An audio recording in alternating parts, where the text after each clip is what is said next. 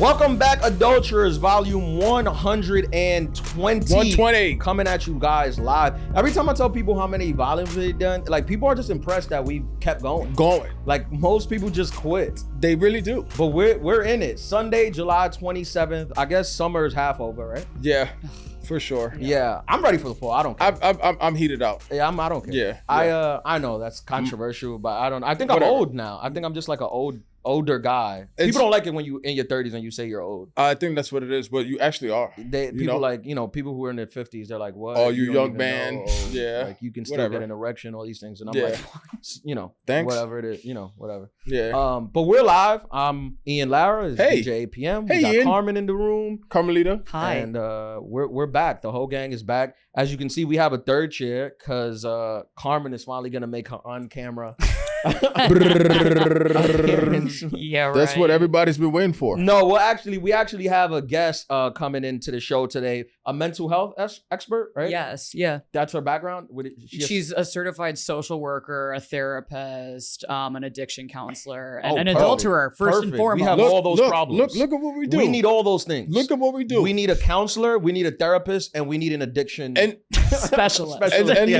especially that. Right. Look at what we do for you. Right, we need all of it. But let's just catch the adulterers up a little bit, because I know they like to hear about before we bring in the guests, and she's gonna be great. This is the #1 health and wellness podcast in the hood. It would make sense for us to have an expert on. We'll bring her on real quick, but how you guys been? Been good. Hey, I came to see you. Oh yeah, that was a couple to weeks see ago. you. He came to the stand. Yes, hung out. Shout out to my boy B Brown.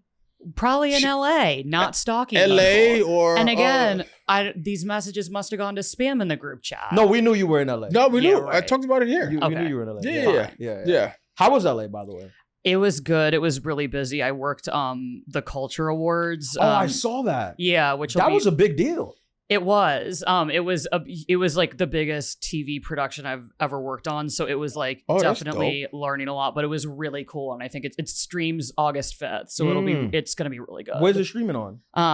Bravo. Oh man, and yeah, Peacock. That's awesome. I was watching it on. I was seeing it on Instagram. I saw you posted it, and then I saw a couple of my friends post from it too. I was like, oh, this is really a big deal. It's the Culture Awards. Yeah, it's like Bowen Yang and Matt Rogers, they have the podcast Lost Culturistas, and they do like a spoof award show. Mm-hmm. So I would like give the award show categories, but I don't want to give it away. But it's like I could make up one. It'd be like sexiest color, blue, purple, red, magenta, whatever. Mm-hmm. But they're cooler than that. It was just cool because all the celebrities who were involved in it, like, were like having a good ass time. Yeah, I mean, I feel like I could have been a celebrity involved in it if somebody was to send me an invitation. But I think that would have been right up your alley. It's fine. Yeah. Whatever. I had shows. Yeah. That's what's I'm up. working. I probably couldn't have won anyway. Yeah. But that's funny you mentioned that, because I was just telling somebody that's what I did for my 30th birthday. Like, it was during COVID and everything was closed and I couldn't celebrate it. So I got my whole family together. We went out to my sister's house in Pennsylvania in the Poconos, and I had a fake award show. Like, I made everyone dress up. I bought little Oscars and I hosted. Like, we were all dressed up in like, I was in a suit. Everyone was dressed up in like award clothes. It was like 30 of us in my sister's living room, and I hosted. I had a podium.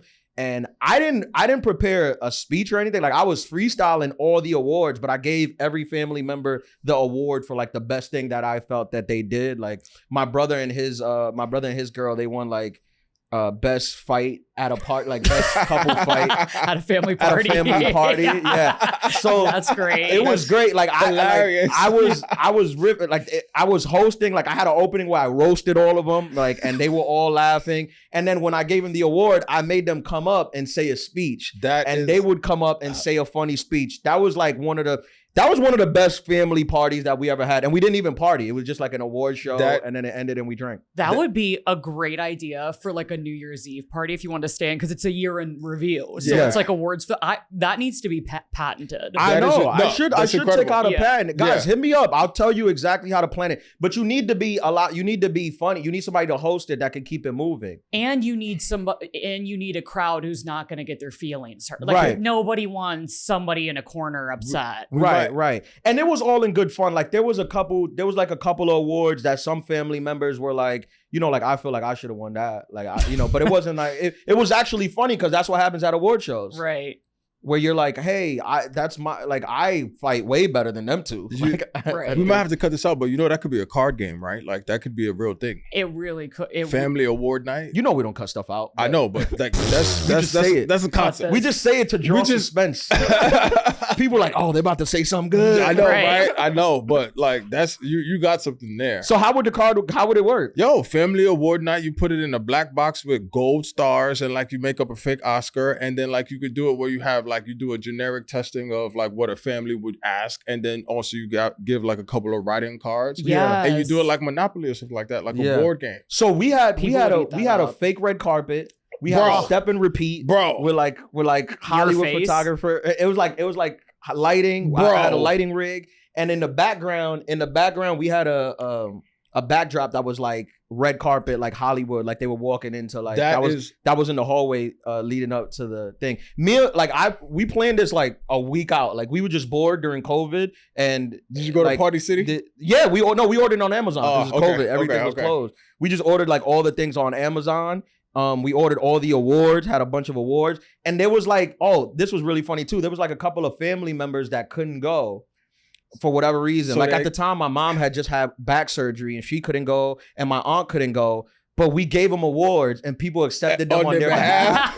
That's good. They were like, oh, this person can't be here. We're accepting them on their behalf. And the funny thing is, like, later in that week, like when I came back home later in the week, my like aunt was calling me like, where's my award? Like I heard I won this award. Like, where's my my trophy? And I was like, yeah, we'll mail it out to you.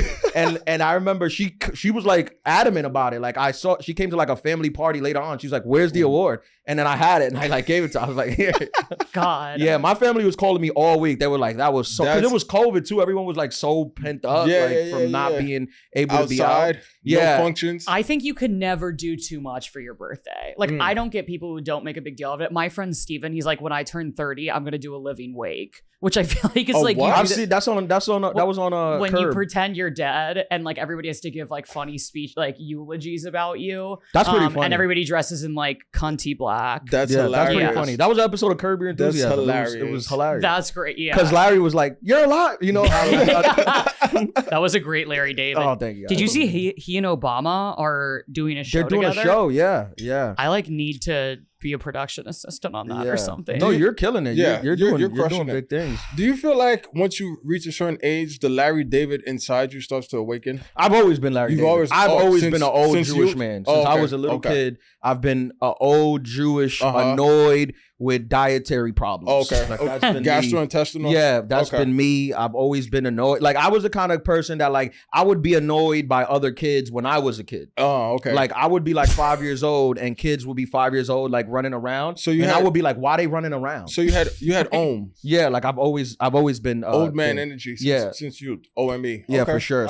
So now I'm just like in my era. The funny thing is, like, I don't look it. Like, people think I'm like, because of, I guess, how I dress and my attractiveness. That you're a Dominican man? No, they think that I'm like a, like a hip guy that's at the club every night. Look at your outfit. I know, but I'm not. I'm home taking Tums. You could be texting girls like, hey, I'm walking in at 11. I got a couple of bottles. I have not been to the club since the 90s. A couple of bottles. Yeah, promoter. You look like a promoter right now. I have not been to the club since the 90s. I hit you up trying to show up at all the events that you are, and I fall asleep before you reply. This is true.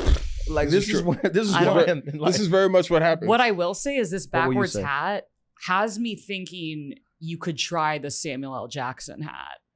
Which was the Kango? The Kango? Yeah. The Kango, interesting. I think every black man can pull that off. No, every black man, that is one thing that, yes, the cops pull us over and they're stop and frisk and all these bad things. But when it comes to outfits, black people can pull them off. But specifically like the Kango, because I've seen like irregularly shaped heads, from family members or just in life of friends. Oh, sure. But with the Kango, it's like, oh, this is a Kango. Oh, no. You're pulling that off. Oh yeah, for sure. No, it's universal. I'm a fan. Okay. I'm a fan of like the things that black men do with fashion. There you go. Because they can pull stuff off, And it's audaciousness though. Yeah. You have to have the audaciousness to pull I it like off. the living wake thing. I Yes. think I might do a living wake though. It's really good. Are you Yeah. are you in the back? Like, how does it work? Or like, do No, they record it? Well, my friend Steven is dead ass gonna like build a makeshift coffin. That's and, a little excessive. That's lay, excessive. That's lay a little down, but bit. take a shot in between every. That's a bit much. That's excessive. Yeah, I don't know that's if a I bit much. don't know if I Yeah. lay in a casket. One of my aunts might jump on the casket, start And crying. start crying. Yeah. And then I'm coming in a tuxedo. Yeah, that's how I'm coming in a people do it. tux because I'm a part of the family now. Yeah, but see, God. I'm big on like if we're gonna do birthday things, let's do something like that Fun. where like it's gonna be memorable. Like we can party, sure, like, but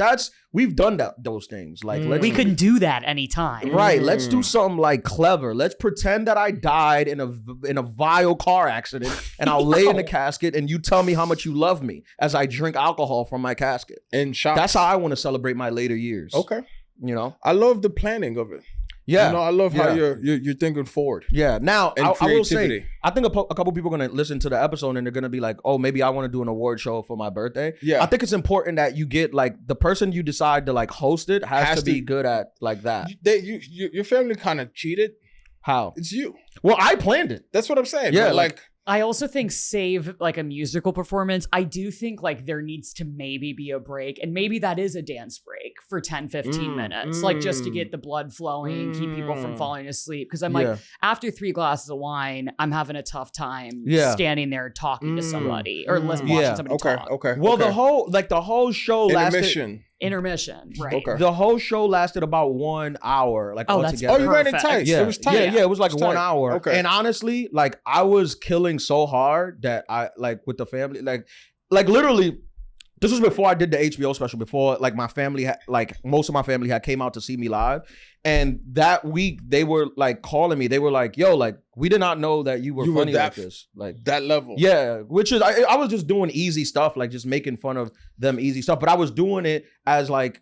Ian. Like as an Ian was, award host. But not- Ian Right. was there. Like yeah, well, I don't even think it was as me. Like I was doing it like I was literally like hosting an award show. Like I was wearing a suit. Do you have a like not an alter ego, but like do you have a special zone that you go into when you're like performing?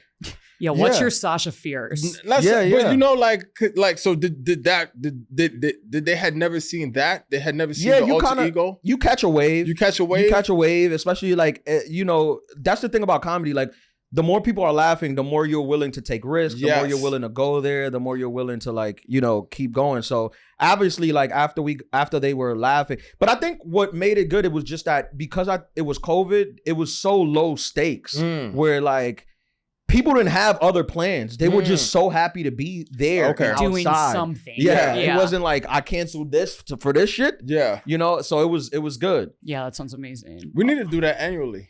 Yeah. Yeah. So I'm coming. the award shows were good.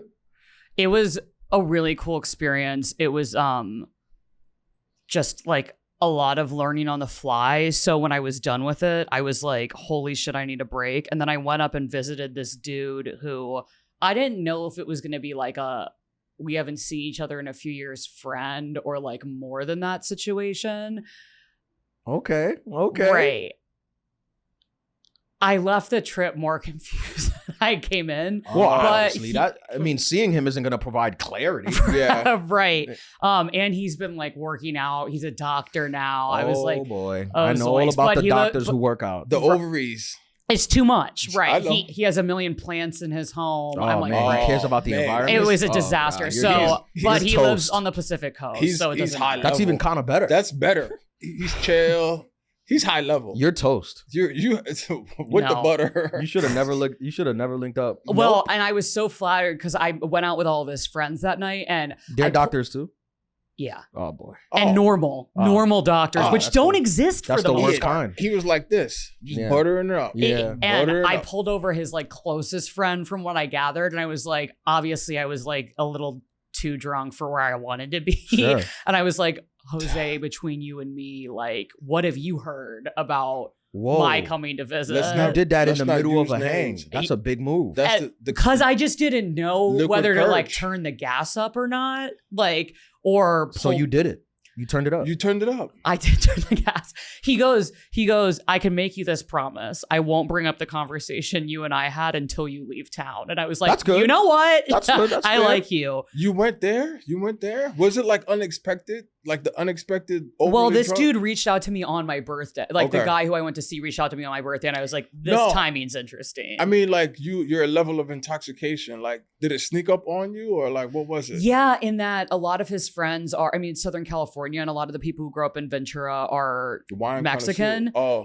Oh, So we were Johan. just doing a Shout ton out. of tequila shots, and it did creep up on me. I That's felt fine until I didn't. That's Yeah. an interesting point you bring up, because I don't think that if you ask a guy's friend that question that you asked, I think he's always going to be like, oh, he wouldn't stop, talking about you. He was super honest. He was like, psyched. he's in the same place as you of like, he didn't know what he's down, but he didn't know what your intentions were for coming. Yeah. And I was like, perfect. So somebody just needs to be an adult. I've been in this situation before. Like, I've had the girl ask me that. If you ask me that, I'm buttering. I'm laying it on thick. Wow, my guy, every time he's like, he likes you, but he doesn't know because you're so successful. He's kind of, and he's a doctor. He's intimidated. You're hosting this culture awards. How many people there? 30? This is insane. He doesn't feel comfortable because he's only a surgeon at one of the best hospitals in the country, and you're this big person in Hollywood, and you're a you have this producer. podcast. Yeah, I don't know. He's been kind of nervous, so I think you should just kind of go up to him and just like undress him. Yeah, that's where I was gonna go. Yeah, that's but where I was shout gonna out to go. that guy. Yeah. That's where I was gonna go. Okay. Yeah. So it was a good trip, but I'm happy to be back in the city. Yeah. Okay. Right. We're back. All right. You want to bring in the guests? Let's go to commercial. let's We'll go come to back. commercial. For chic. Yeah, we're gonna come back, and then we'll have our guests. We'll start getting on start working on our mental health. This is incredible. Welcome to the show. Hey. Lala. Thank you. Thank you. This is the Adulthood podcast. You were a listener. You sent in a call. Absolutely. You sent in what was it, a call or a DM? You sent in a DM and a voicemail. I did a voice, but both. Oh, you did a Okay, voicemail. Okay. A couple weeks ago, I forgot what volume it was, you called in asking for some type you were asking for some like career stuff, and I offered you an invite to come on the show, and Yes. and we'll give you the publicity, tell us what you do, tell us about yourself. Okay. And you're actually in mental health, so it was perfect. I was like, all right, yeah, Yes, let's do it. Let's do it. absolutely. So tell us Welcome. a little bit of your background. Thank you. So I am a licensed clinical social worker. I've been a social worker since 2008, so almost 18 years. Wow. So I've been working with people for a long time. And what really kind of got me into it's kind of weird.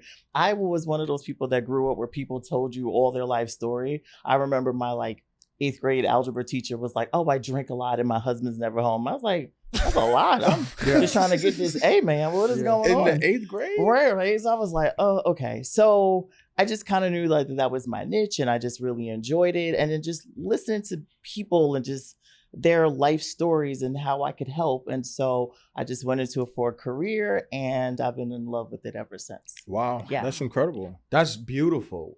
Do you do you work with like young a certain age demographic? Or- So I work with kids 12 and older. When they're Okay. too young, it's kind of hard to keep their attention. Right. But I do love teenagers because they're gonna give it to you straight, no chaser. Like, I don't like you and your breast stinks. Yeah. I can work on that. Yeah. Yeah. They I don't are like teenagers. Yeah. Right. At all. understood. I stay away. So They think they're gonna. This is my problem. Can I tell you my problem? absolutely. Teenagers think that that they're gonna be like successful in life, Good point. and I don't gravitate to that energy. I like more adults who know that life is very difficult and you're probably gonna fail, Gotcha. and then gotcha. you'll just adjust. I'm Right. more comfortable with I those get people. that. I get that. I have You don't have to tell the teenagers that, but Right. if I were you, if I were you, that's what I would open with. That's why I'm not allowed at like to talk to School kids. right, Okay. career day. No, I did one. I did one career day, and the teacher and they cut it. They started like playing the piano. Oh. They cut me off. Like, While I was talking. like Showtime at the Apollo? Yeah, in the middle. No, in the middle of my speech, I was telling them, you kids are all gonna fail. You're probably gonna be in prison. He had a face tat. He was like 16. I was like, you're done. And they were like, sir, you're not allowed within 50 yards of a school. Of the school. Understood. It's Yeah. award Fair. show walk off Yeah. music. Yeah, that's what they did. Yeah, yeah. So what do you typically see as like the biggest mental health, like I guess Hurdle? debilitators for young guys? Young Yeah. men? So there's a person who did a TED Talk. His name is Craig Jasper, and he talks about divorce, despair, debt, deadbeats as being some of the like issues with men. And because a lot of those issues are not resolved, they go into adulthood trying to manage that, or they manage it very poorly. And so those are the biggest issues, because then what happens is you tend to make career choices out of that. You can tend to make relationship decisions based on unhealed items. This is for men. For men. Mm-hmm. And what was divorce, despair, debt, and death. I forgot to mention. Is it a reason it all starts with a D? D? I think it was just catchy for him, but okay. You know, it's kind of easy to works. remember. Yeah, it works. So so it's just a lot of those main core topics when you deal with men and mental health. Those things kind of come up. Yeah, that is. It's so funny because now I think that it's a lot normalized, but I imagine I know for me, or when you were coming up, like that wasn't like it wasn't celebrated at all. Of like kids like being 15 going to speak to a therapist. No, not at all. Especially from our neighborhoods. You know, it was just like toughen up, you know, right? Yeah. Like men don't cry, boys don't cry, keep it pushing. But like, I don't know if that's the best advice. No, absolutely not. Because what happens is so I have 2 sons, and so you got to give them some straight, no chaser. For sure. And I tell my sons, I was like, listen, if you don't deal with your stuff, it's like poop. If you don't flush it and deal with it, it's just going to funk up the atmosphere. Yeah. Like, good point. That's a great analogy. See, so he gets it. My kids get it. So it's kind of like what happens with life. If you don't learn how to deal with it, you just let it simmer, it's going to funk up your atmosphere, whether it's your job, your career, your relationships, your workplace relationships. And let me just say this. A lot of times what happens in people's homes, it comes into the workplace. And so that's what I see a lot of times too. It's just like, you don't know how to have conflict resolution. You don't know how to. That's a big one. That's a huge one. Oh my goodness. That's so a huge one. You see it in relationships. Yeah, for sure. Where you're like, what did your dad beat your mom because you're trying to beat me now? Like you literally. I disagreed with you on what we should eat tonight. That's not a good way to. I don't like Chinese. Right. That's not a good way. You don't have to swing or throw something across the room because I don't want to eat that. But definitely seen that. I would say they probably should speak to somebody. But can you? I guess you can, right? Like deal with trauma as an adult that you experienced as a kid. Like, can you? What do you call it? Like, go back. So absolutely, you can't just kind of like a lot of people just like, well, so when I work with someone, I'm like, so what's coming up for you? Because sometimes what's coming up now is not something that, what's coming up now might be more pressing than like something else. So it's like, how is this impacting your current life? How is this impacting your quality world? And they'll go into it. Sometimes people deal with what they call their inner child. So they look at like where you were wounded, what age you were wounded, and try to kind of get their needs met. And then that's what helps grow and improve emotional intelligence. I think you've got EQ. Yes. We're big on that. We're big on EQ in the hood, in the adulthood hood. Yeah. So that's another thing too. Like physically, you can be a particular age, and intellectually, you can be a particular age, but emotionally, you act like you're 9 years old. Like the favorite is, I'm not talking to you, and I'm like, well, you that's have what to I do. see me. That's exact. I used to do that for sure. I still do. I mostly I'm like 7. Yeah. So sometimes it's like, okay, we have to deal with that issue. You can't just ignore me and walk around the house. But what if I don't want to talk to you?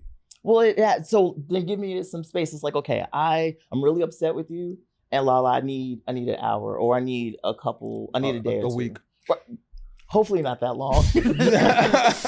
Is there time? Like, what's the right time? So I think I give it no more than 2 days. We should 2 days have, a lot. Yeah, 48 hours. It should give you some time and space to kind of be able to like process what's going on. Even if it's like, look, I could talk about this, but not that. And then here's another thing about having conflict resolution. This is hard for a lot of people. It's like, so let's say you're in a relationship and she's like, ga, ga, ga, ga, ga, ga, ga. Yeah. And then, so then to go back and say, I'm just trying to watch the game. And then there's a time and place for that. But let's say she's like going in. Sometimes the hardest thing to say is lean in and be like, is there anything else? And then, because you really just want it to be over. But it's like, what else is there? Is there anything else you need to tell me? And also, this conversation is not going to be a one and done. Because I don't know if you've ever done this. You'll have a conversation. You're like, I didn't say such and such. I meant to say. Or I thought about this. Oh, yeah, And yeah. And another thing. That was my question, where it's just like, have you noticed that there's different processing speeds for emotions versus like men versus women, Yes. younger versus older? I feel like it takes me a longer time to process things. Yes. So the other thing too is And emotional things in relationships. right, because a lot of times, so the thing I feel for men, because men Don't it's get so me much started. empathy, because men are It's not not easy for me. social. Can you say that in 2025? Yes, you can. That's what this podcast is about. It's a feeling Giving for men their flowers. There we go. I did ask to bring flowers. You should have. Yeah, You could have used we them. would have loved them. Putting women in their place. But go ahead. I'm sorry. But go ahead. So where's that? So yeah, You I feel think, for men. Thank you. I feel for men, and I think men are not socialized to say, hey, I'm sad, or this is bothering me, or this is on my mind, this is not sitting well with me. We get called gay. Yeah. It's a But lot of sad. name calling and So isn't it- shaming. Wouldn't you say that it's two-sided though? Because then women aren't socialized to hear that. For the most part. That's a good point. I think we can, but I think sometimes women, and I can't speak for all, I'm Yeah, you canceled, can. but I think for That's what we do here. Speak We for literally speak for all women. all of women. And it's mostly women who listen. Oh, Yeah, great. Which is Great. why free. we're so successful. They need to listen to this. So I think a lot of times it's like women are so adamant about getting their point across, and then they don't. We have to learn how to actively listen, like not hearing with the intent to respond, but just like actively listen. So it's like, well, what did you hear me say? Or what I'm hearing you say is blah, da, da, da, da. And sometimes they're like, no, that's not what I'm saying. I'm like, all right, well, give it to me again. What did you hear me say? Yes. Is I need to like steal that. Oh, I'm please like, do. I think I did. I will. Wow, that's so. And getting your point across is like, that is so how I'm coded. Like if I'm arguing with someone who I care about, like I'm like, I walked in with a 2-minute TED talk, so you're gonna hear every word, right? Shit, And I almost don't even care what the response is, which is like not fair to. I literally just had one of these phone calls last Sunday, and I was like. Like I had come in with my list of 20 things, But and Can we TED Talk after the game? Does it have to be right now? We can't TED Talk in an hour and a half? What do you mean? Because Oh, that after the happens. actual Where it's just game? like I'm coming in and I'm steamrolling past everything. I don't care if the vibe is immaculate. I gotta get these points across. I'm like, Right. whoa, wait a minute. Right. It's the fourth quarter. Yeah, I agree. Give me 15 minutes. Yeah, that's rude. Fourth quarter, that is so disrespectful. The Knicks is all. I think there is a time and place. Okay. And when you don't read the room, ask for permission, like, hey, I want to talk to you. And you're like, hey, the game is on. I got 3 minutes left. The Knicks are on. I'm like, all right, I can respect that. But if you're coming in with the space of like, I just got to get my point. I don't care about what your needs are. Then that's not a good look either. Like, what are we really doing? What do you think about this? Because I've proposed like maybe You proposed? No, I proposed the idea of maybe in a relationship running it kind of like it's a business in the sense of like I'm only open on these hours. So if you want to complain to me about something, it's Monday between 11 and 3 p.m. Okay. Those are the days you can get me where I'm listening. Other than that, I'm not on anything other than chill vibes. 11 to 3 p.m. 11 a.m. to 3 p.m. Yeah, Okay. 4 hours. I can add a couple hours because you're the expert. I just want you to know how many If it's hours requested. should I stay open to hear the nonsense or the complaint or the Good point. problems. I think we should condense it. So I have this philosophy about men are like, so pretend like it is a newspaper. I know people don't read articles anymore, but newspaper article, men are the headlines and women are the content. So men are like, men ask like 2 questions, like, did I know him? Like, so let's say man gets hit by a bus on Broadway.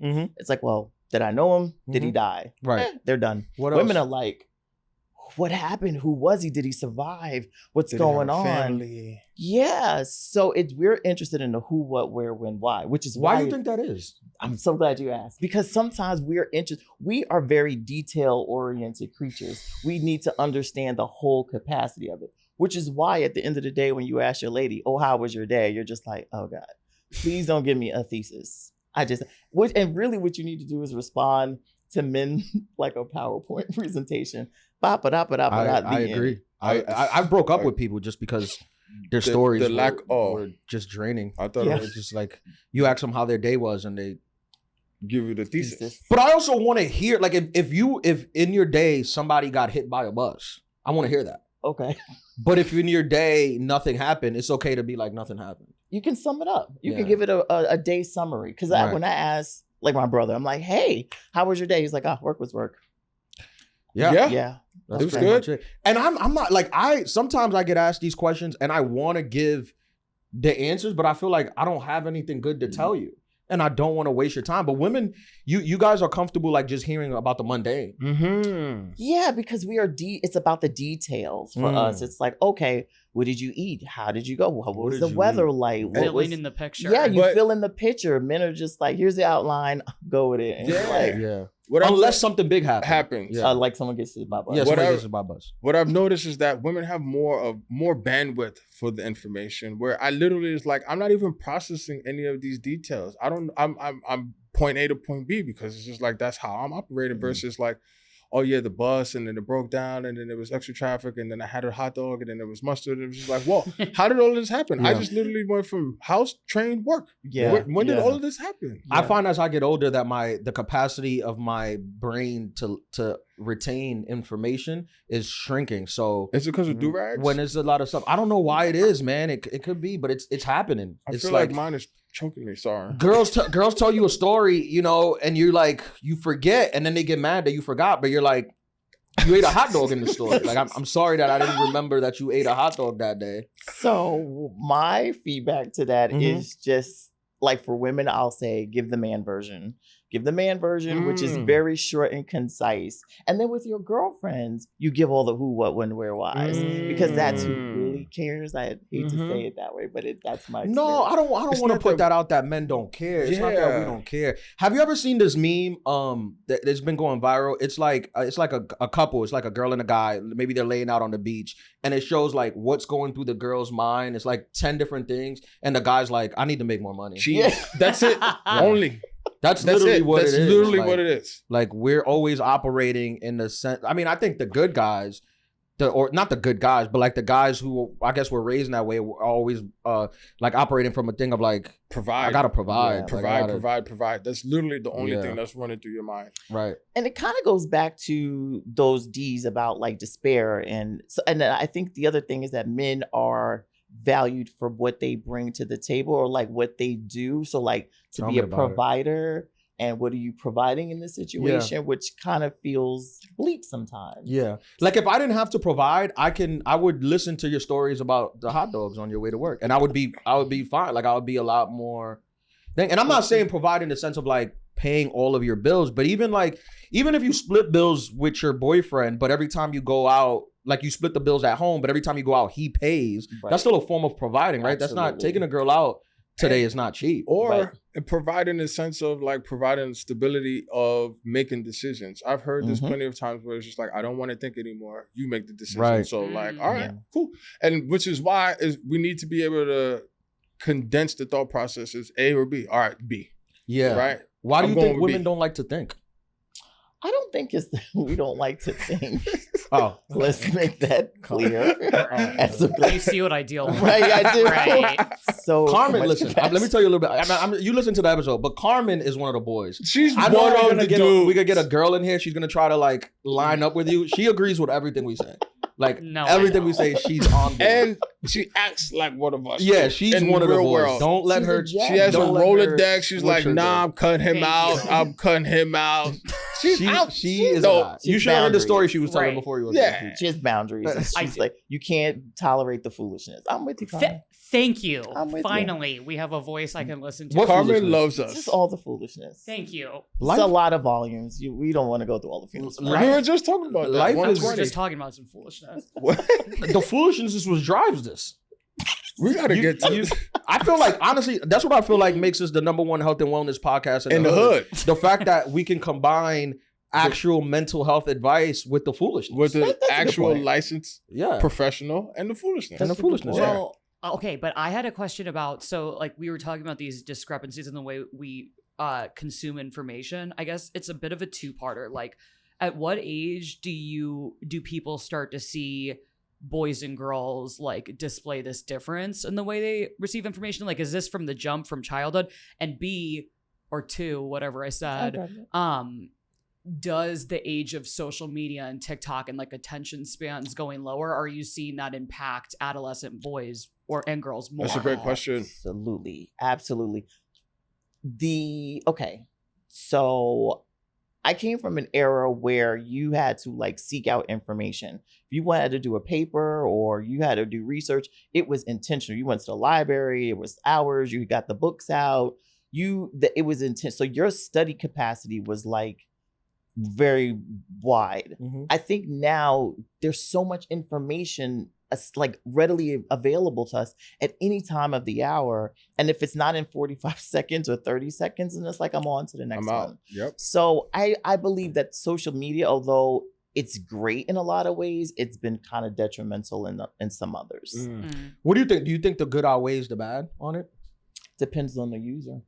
Yeah. I think I think the bad is catching up. Like it was good for like a long time, but the bad is definitely showing its colors. Yeah. I think it's and it's interesting because you brought up the youth, but especially like youth relationships where younger guys. You said you work with 12 to 18. Well, as long as they're over 12. Oh, okay. Because I heard a lot of like younger guys, especially younger college guys, they're having difficulty dating where the women that they're dating they have no attention spans. Like they're always on their phone. They're not paying any attention to them, and it's just like they're not used to it. And I was like, oh, that's an interesting perspective. I never would have thought. I thought it would have been the reverse. Right. Yeah. I think there's just so much information coming into to people, whether it's male or female. It's just kind of hard to compete and have a conversation where you got to exchange dialogue and what do you like and what are you into, and tell me about your last relationship. How did you contribute to it? Right. And have that dialogue. People are just like, what? Nah. It's just their attention span is very, very short. But it's interesting. It's sad. But I think my thinking is that the death of the mall killed like the ability to teenage yes, right? It's funny. I was in Minnesota this weekend at the Mall of America, one of the biggest malls, and like it seems like every store is closed. Like, there's so much empty stores. So much empty stores. They were like, the mall is just outdated. It's so sad. It's like, damn, this was like you got your gear, your clothes, your shorty's number. You got rejected, and then your homies laughed at you, and you had to come up with something better. They clowned you. They clowned you. You got no game.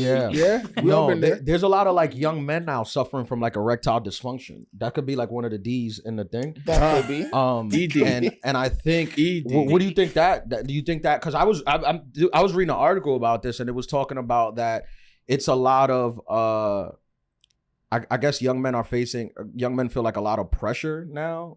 So it's like. There's erectile dysfunction drugs being advertised to like 20-year-olds when in the past they'd be advertised to 60-years. 60 like, and up. Blue Chew is literally marketed to young men. Kids. It's this need to be better, to outperform, to always be better than the last person or the time, or it's just a lot of pressure when you're just like, look, this is me, love me or leave me. And that's where it is. I think there's not a lot of self-acceptance in a lot of spaces, so it just makes it just a little bit difficult. Yeah. I mean, I think, I'm sure there's listeners right now who are suffering from this. I mean, you heard it from the expert, you can't get an erection. Just tell your lady, this is me. Take it or leave it. If she loves you, she has to accept it. And if not, she'll leave. Then she's not the one for you. Yeah. It's interesting because I'm trying to think. I was thinking back to like my childhood, and I'm trying to think because I think I had like a pretty good childhood and the stuff. I had stuff obviously at home that everyone deals with, that you grew up with. But I'm trying to think like what was one of the things that now as an adult I'm looking back and thinking like, does this affect me as an adult? Like I'll give you an example. Okay. When I was 11 years old, I had my first kiss, and the girl was 17 years old. Okay. Now, was she a rape? I would say no, because there was no sex, and also I couldn't get it up. Joking. Go ahead. Sorry, that was easy. You set it up. It was right there. Did, and you knocked it right out. There. I'm sorry. It was right. It's good. It's good radio. This guy's good. Very good. Sorry. Oh my gosh. That's his alter ego, comedian. So what do you think of that? Do you think that's the type of thing that can affect me long term and my inability to feel loved? I think it makes you the man. I think it Damn right. Damn right. It boosts your confidence and self-esteem. You're like, I could pull that. Yeah. I could any room, I could move it. Yeah, she was very unattractive. I don't believe that. That's neither here nor there. Oh, I thought this was a free open space. I'm just being honest. I don't want everyone thinking that I hooked up with like some 17-year-old prom queen. She was not that. Some hottie too hottie? She was not that. Sometimes I wonder what she's up to. And I wonder, like, cause she probably is like a mom now. She has a family. Yeah. But that was... she was what, 6 years older than me? What would you call that? Like, what would you say to that as a professional? She like younger men. And maybe you think that's okay? Yeah, to a degree. To a degree. We got to figure out the age. Yeah. I think after a while, it could... 6 years is fine. I think if it's like 16 years or maybe 26 years difference, that's a little creepy. 26. Oh yeah, that's 20 years longer than what I proposed. Yeah. But you think, or what if the roles were reversed? What if it was a 17-year-old guy and an 11-year-old girl? Okay, so I'm gonna sound like I have a double standard. That's just I think there's double standard. Yeah, you are gonna sound like that. I am. I'm gonna own it. There's double. So I was touched inappropriately at my gig on Saturday by a woman. In childhood. No, I know that was a crazy way to. But it was just like the double standard is like I was very uncomfortable. But I'm telling y'all, but like nobody said anything. Nobody was like, "Oh my God, like I can't believe she did that." Like no, it was just like, "Oh, okay, I got to eat that." I'm like, that's crazy, but it's a double standard. Right. And like had the roles been reversed, if I was a patriot and I went to somebody's job and I did what she did, I'd be on TMZ, ESPN, all of that. I'd have canceled. They would have threw me under the Brooklyn Bridge. Yeah, right. But I'm interested in hearing what like you were gonna say about the double standard. You don't think it's okay if it's a 17-year-old guy with an 11-year-old girl? I think 16-year-old guy with an 11-year-old girl. It's terrible. I think it's wrong across the board. Yeah. Okay. But I think even as a girl, I think most guys are just gonna be like, you hear it now. You hear these teachers who are hooking up with like these 15-year-old guys and they're 30. Sure, they get criminally charged, but society doesn't really view them as the same that they would if it was reversed. Actually, there is so a little bit about myself. I love really weird museums. So I've been to the Sex Museum. I've been to the Sex Museum in Vegas. Mm-hmm. There's one. They're called brothels. Now you just look. The range. The Vessel Bunny Range. I can't remember if it's in Vegas or where, but there is a section of the museum where it's just about the teachers and their students. Oh. It's like a whole hallway. And I'm like, really? It's a lot of people. Like, shockingly and disturbing, it's a lot of teachers. Damn. All same age and demographics. Yeah. These young 20, 30. When I was in high school, I tried, but the teacher said no. She was like, no. Yeah. She said, Ian, why would I go to prison for you? That's a good. And I was like, she saved you. At my school, teacher was giving it up. I think there was always rumors. I think every school has rumors. She was giving it up. Like flirting? No. Your school didn't have those rumors? I went to all girls Catholic high school, so we had a lot of lesbian teachers who were dating each other. But gotcha. On both sides. Yeah. Right. There was a dude who was in an inappropriate relationship with a high school girl. And I had got that too fired. in my high school. Yeah. He didn't get fired though. It was like approved by the mom and everything. But she was 17 and he was like 35. That's still. Was it arranged marriage? No, not arranged. I think that he just found I think I meet a lot of people who their parents are like, instead of you being with like a young, naive, dumb guy that's not gonna do nothing for you, I'd rather you be with like a more mature guy who's like gonna. And she was about to turn 18, so I guess they saw it like whatever. That's a point. I don't agree. That's a point. That's a point. I don't agree. I think a good point. I think there should be a range in who you date. I think it's important that because when the gap gets too big, I think manipulation comes into. Absolutely. Agreed. Absolutely. Well, I guess speaking of the inner child stuff that Ian brought up and you brought up, like I know, and like I've been in pretty intensive therapy for 2 years, and I've been shocked at how. Like I spent the first few sessions explaining my family life and like whatever, and I've been shocked at like how many scenarios are just like clear pebble throws to things that happened to me in childhood. And I'm sure most humans interact the same way. Do you have a hard time with adolescent boys getting them to explain what happened in childhood, or do you feel like they're forthcoming with the information? Like, how do you crack that type So of client? you mean adult men talking about their adolescence, or like teenagers talking about? I certain guess things? adult men talking about their childhood and teenagers talking about their childhood. So teenagers, because it's pretty Recent? recent, they're okay with talking about some things. I think adult men, if they don't feel like they're going to be judged about it, then that's how. So usually that's part of the therapist job, is create a safe space. Like, so tell me what's going on. In your opinion, what do you think happened? What do you think led to this or contributed to that? So I think if they feel like it's a safe space and they do better with it. Like, I once had a gentleman I worked with who, it took me a little while, but he had like something crazy, like 12 kids. Oh, I thought you were gonna say something else. No, 12 kids I was like, geez, yeah. with like 8 women. And so it's just Man, like, a gallus, real bad man. so it's like, what's the value kids, in this? 8 How do you women. manage that? It's my What's the literally what is so your client It's was one of Nick my Cannon, uncles. first of all. Right. You can't use names. You're right. She's under, but like, yeah, 8 Client kids with privilege. 12 kids with 8 women. And so what was that about? Okay, so I'm glad you asked, because it brings me to another concern or thing I noticed with men, is that there is this touch deprivation. Men are also not really socialized to be touched. Men don't touch each other unless, like, you have close friends, you dap each other up. Hey, Mhm. bro, what's up? Mhm. But a lot of times, the average single male, or even men who have friendships, Mhm. they're not touched very often. And I think this is where sex comes in. It's like they want the connection. They want to be touched. It just happens to, they can get that need met through sex. And so That's now what deep. happens is you don't think about the consequences, because you just want the feeling and the because sex is validating. It feels amazing Sometimes. most of the time. I hope so. Sometimes it can be very humbling. Shout out to everybody. Meet you. I like to speak I like to speak for everyone. Everybody. You talk about it goes into like what you were just talking about with the allowing the vulnerability. I think a lot of people come on these a lot of people who have any type of platform just kind of talk about all the cool and Good good point. stuff that happens to them. And I not think the real life. yeah, I think here I'm always like, I make fun of everyone, but I make fun of myself. Like, I think the most. Like, I talk about myself in a disparaging way more than anyone. And I think it does open up the door for people. But just to be clear about the point you were making earlier, you were saying that you feel more young men need to be touched. No, that's not what I said. Oh, I'm sorry. I said it all. Just to be clear. Just to sum it up. All right, I just wanted to offer clarity. No, I I feel think like the listeners, they that's what can heard. be like in groups where they're like validated and hugged or supported. High fives. High five touch. Yes, right. That. And that can lead to you craving less sex as an adult.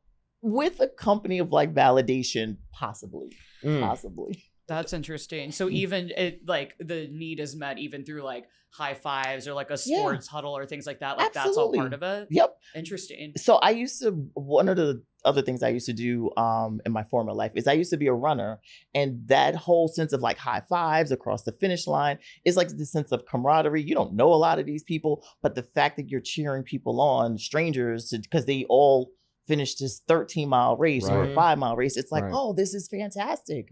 So it's just that sense of camaraderie. So everybody's high-fiving and hugging or whatever appropriately. Right.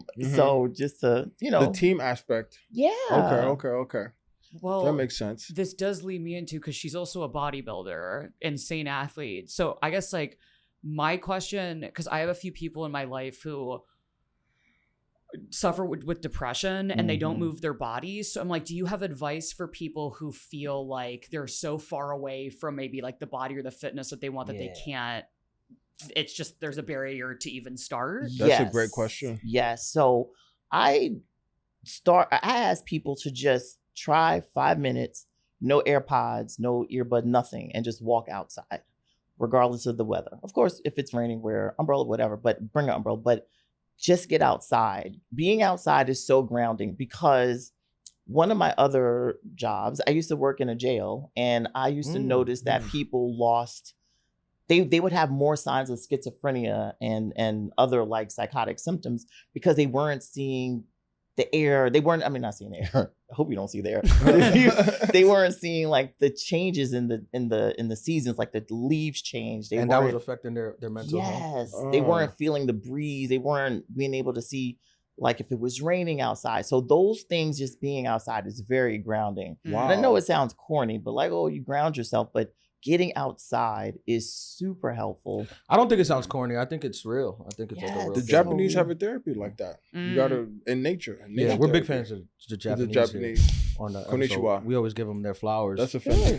I lived there for 3 years. In Japan? Yeah. Oh, Kyoto? these lives if you live. I know. I know, right? I think that's why you're so like polite. And Oh, and, thank like, you. things. And The Zen in Japanese nature. rubbing off on you. They do it and right. Zen in nature. Do you think some men are, or what do you like? For example, the person, the gentleman you brought up that had 12 kids with 8 baby mothers. Mhm. Do you think that some men are more predisposed to want to be with multiple women as opposed to other men who are comfortable just being with one and strictly monogamous? Like, does that have to do with your upbringing? Are you born that way? Yeah. Like, what's your theory I on think that? it has to do with upbringing. Here's why I say that.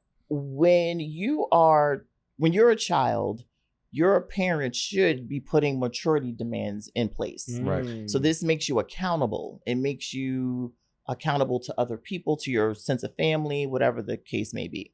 If you're not accountable, you learn to be irresponsible. That's the opposite side of that. And you're irresponsible with your money, with your sex organs, with your time, with other people's time. You just don't respect it. And so hence when you get into a sexual relationship or a romantic one, you don't take accountability. You don't do the things that you care or do for the other person. So you just kind of go in and there's a consequence. Now you've created a human. You're just like, well, what do you want to do? I don't want to do it. And it's just like, no, you came into this together. It blows my mind how people have unprotected sex. And then when there's a child conceived, it's like, well, I don't know what to do. Well, you are 50% of the situation, sir. This is how it works, usually. Yeah. Yes. Right? Yeah. So it's just very shocking to me. But sometimes, like, with going on what you said, sometimes there's men, for example, I'm sure that we've all seen on Instagram, the guy that's gone viral, the CEO of the corporation who got caught at the Coldplay concert with his HR director. What's his name? Byron? And Right. and that guy's a CEO, a corporate CEO. So he doesn't have all those traits of irresponsibility when it comes to money, his job. He's a very responsible, very professional man. Right. But his weakness is vagina. Right. Is Like kryptonite. every Yeah. man's, Yeah. honestly. But it goes back to managing people, because even if you were, I think he's married, right? Yeah. Yeah. Not Not anymore. anymore. Yeah. 2 kids, right? She is True. taking them to the cleaner. Yeah. Yeah, I heard. I was like, She, damn, you she know, was you know, quick. she's going. She released a statement saying like, "I'm gonna be all right." So I'm good. He gonna- moved her assets before he. Yeah, we gonna have him Yeah. on the podcast. I'm sure she had every divorce attorney reaching out wanting a piece of this. They're like, "I'll do this for free." On speed dial. This is a layup, right? Yeah, Damn. so he was married, with his HR. 2 and then he kids. had to resign. I believe he resigned because it was the HR. I don't think you have to resign for cheating on your wife. That has nothing to do with the thing. But when you're messing with another employee, obviously you can't do that at a company. I wonder if it has to do like stock options and other things that's invested. Because some things are like, hey, you can't do X, Y, and Z, otherwise you lose yourself. That's how the military is set up. Yeah. If you Were you in military recognize- too? I actually worked with the military. Oh, okay. Oh, okay. I always okay. worked with I worked for military for a long time. So that's how I went overseas. I worked with the Marine Corps. Okay. Wow. That's Wow. very interesting. I know Yeah, that it's they pretty deal cool. with a lot of mental health Yeah, so trauma that's and issues, yeah. right? One time, so over there, you are like, who's on base is the community. Like you are the resource. And so my supervisor, she used to be like, you're going with the so-and-so to, and I'm like, I didn't serve. I didn't raise my right hand. She's like, well, today you did. So I need you to suit up and bring your stuff and you're going to go and support them. I was just like, how, Sway? How did I get wrapped into this? Right. But I learned a lot. Like, so that's kind of what led me to like really working with people who don't have a lot of outlets. So this is why I wrote the letter about working with other high-end clients, because you think about judges and attorneys and actors and musicians. It's like, how do you, and comedians, like where do they go and have that safe space where it's private, where they can just like, look, today is a rough day. I'm really sad. It's the anniversary of so-and-so passing away. I'm not doing well. I need something. That's really smart, especially if you have a big career and your circles are changing or people, you can't trust people in your life because they might want a piece of, that's crazy interesting. Yeah. And what kind of support would you give to parents too? Because we were talking about adolescents and kids growing up. Like, how would you support a parent who's dealing with a kid who might have some kind of mental health issues or is struggling, but they don't know how to communicate that they're struggling? Ooh, that's so good. So depending on the issue, I don't know if I shared this or I might have a little bit, but one of my children is on the autism spectrum. Right. Okay. One of our adults was same thing. Her son was on the spectrum. Okay. And so you kind of are in denial at first. You're just like, this is my life. I didn't plan for this. Right. And then you just connect with other people and you just share the story. So my thing is, secrets keep you sick. If you don't share, you're just kind of going through this by yourself. That's a t-shirt. Yeah. And so what was it? I'm sorry. Secrets keep you sick. Secrets keep you sick. That's a t-shirt. Write it down. Right, thank you. So it's just that I think you just keep this to yourself and you don't have resources. You don't have an avenue. You don't even have a place to vent. Like, this kid just pulling out fucking tags out of his shirt. Like, is that normal? You're like, yeah, girl, it's gonna be fine. It's gonna be something else in a couple months. Hang on. Yeah. Now you're Dominican, right? Yes. Yeah. As am I. I think that when we growing up in like a minority culture, like it's tough with autism because like autism is fairly new. Yeah. Like I have a cousin who's like autistic, but I just thought growing up that he liked to train pit bulls. But sorry. As life has gone After on. life was gone, he saw a doctor and they were like, no, this guy has like a dick. Because he would just like climb into and start playing with pit bulls. And we just thought that he just enjoyed playing with pit bulls. But he's on the spectrum, which is nice to know because normally you just now you know how to deal with it. Like whenever you want to pet a pit bull, we're like, hey, maybe right now it's not the time. Because he's gotten bit. Oh wow! Because he feels that he's the dog whisperer. Yeah, and they were like, man, you don't know about these dogs like that. So I think it's important to bring that into light. One of my cousin now, but also I found this. My cousin, her son, he was autistic when he was younger, and now he got older. He grew out of it? I'm like. So that's my situation. So true story, I wear my autism awareness shirt in April. We did an autism awareness. We had that shirt. So I was all excited. I'm like, hey, I support you. He's like, oh, I'm so glad I outgrew that. Like, I'm not going to argue. Autism. This is what he said to me in my face. And I wasn't going to argue with him. Like, well, no, you didn't. I was just like, I think you can outgrow it though, because my cousin hasn't been around a pit bull in like a long time. So after how many bites though? No, growing up, he used to get bit all the time. Yeah, a lot. Okay, all right. But he didn't mind. He felt like he was like the dog. One with the dog. Yeah, he felt like he was one with the dog. Like he tried to bite the back. That that should have been a sign. Yeah. When you try to bite the dog back, that should have been. We should get you evaluated. We got to get you tested. But your son now, he's like. Yeah, he has a social life. He does his own thing. He interacts with other people. He was on the basketball team. But it is a spectrum, right? Yeah. So can't you travel between? So that's a good point. It is. There's some. They're very because what is it? Bill Gates is on the spectrum. Elon. I imagine every billionaire is. That's how I like to sleep at Seriously. night. I like for that level of focus. Yeah. Elon Musk, I mean, for sure. Right, absolutely. He's throwing out Nazi signs. I'd much rather be a pit bull guy than a Nazi sympathizer. Yeah. But yeah, it's a spectrum. So you have some who they function and they do well and they write books, and you have some that are just it takes a lot of care to manage them.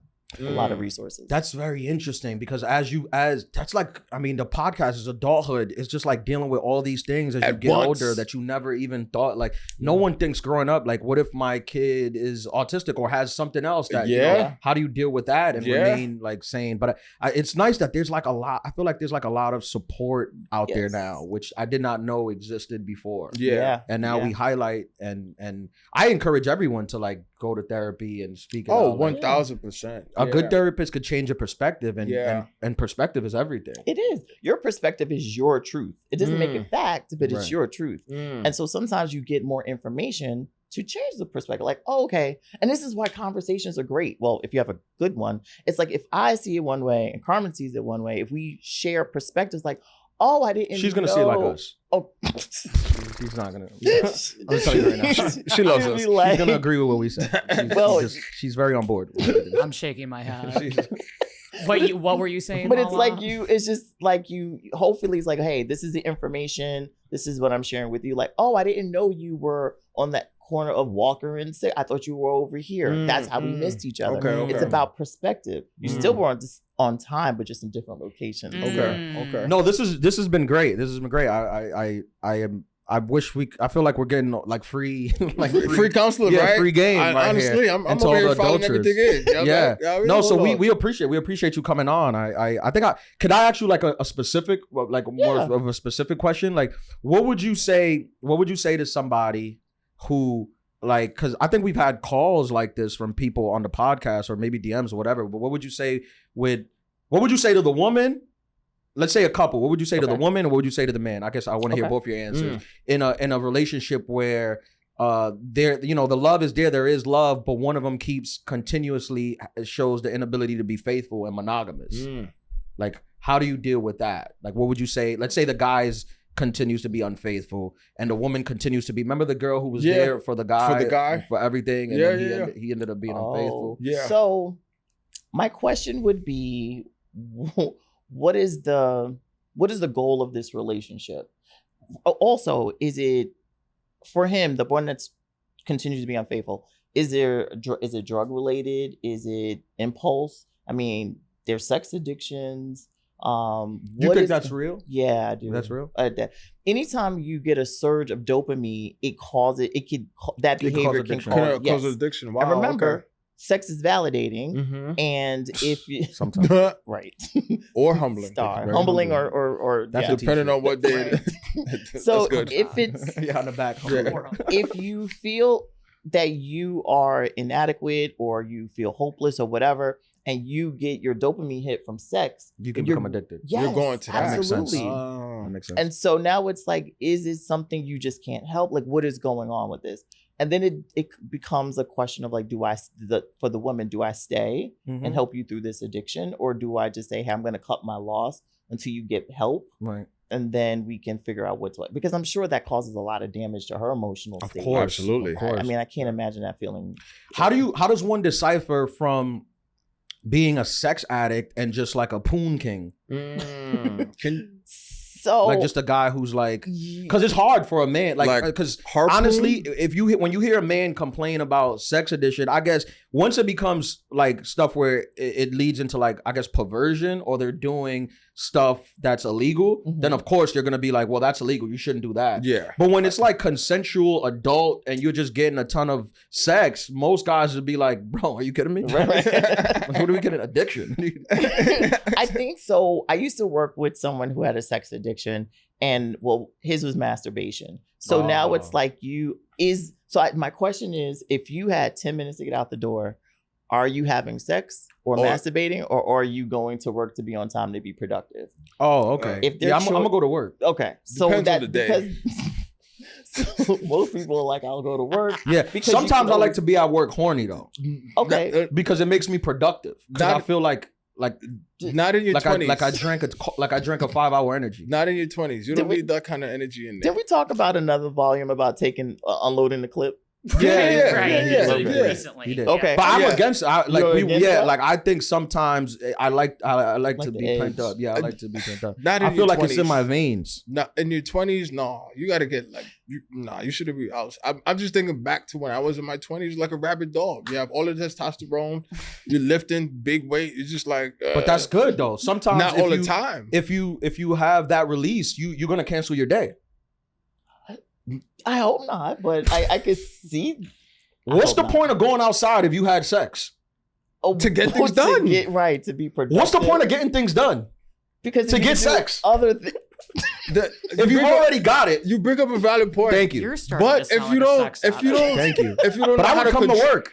but if you don't know how to control that energy, All right, you're you gotta speak you're to all a over- therapist. That's and what I'm say, saying. hey, You all I'm over the horny place. a lot of the time. lot of all the time. too Tell me much how to in the control work this. meeting at the PowerPoint, and no, They'll come give you on, a stress man. ball, maybe You one of get those fired. things that you squeeze. Wait, You get- okay, but to finish the story with the addict you worked with, Oh, thank you. like, how do you help that person?